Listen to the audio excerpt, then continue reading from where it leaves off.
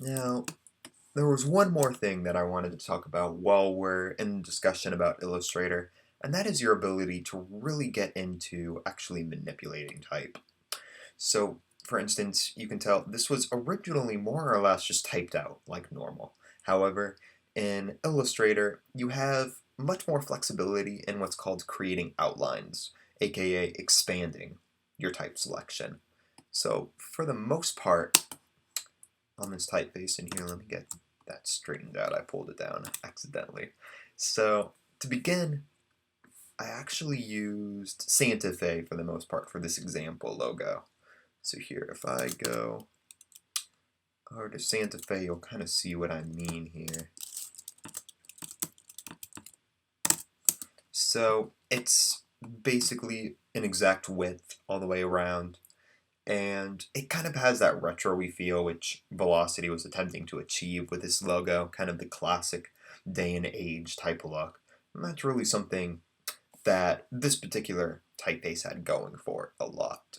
So you would start off by initially just typing it out. You can tell I built that V using additional tools just because the V that came directly from Santa Fe looks kind of junk.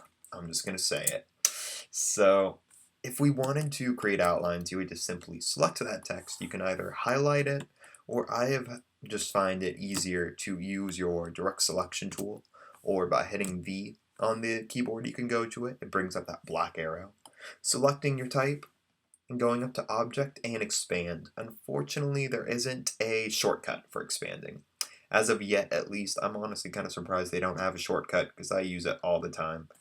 So you select that, it gives you the option to what you would like to expand. If there was a stroke, it would allow me to separate that as an additional expansion. We're just going to say OK, and now all of a sudden you see these anchor points surrounding your type. So from there, you basically just have, 100% full control. Each of these anchors has what's called handles on the end. Again, I'm not going to break down the entire science of this. Hopefully you have a basic understanding. But here, if I just wanted to select one of those anchors, you can see you're able to pull them any which way you want. Obviously, that's not the effect I'm trying to go for, but it illustrates my point, is that you can spell out type in Adobe Illustrator. You can expand it to basically create a vector shape out of it. And then you have full control, full manipulation potential over that type that you just printed out.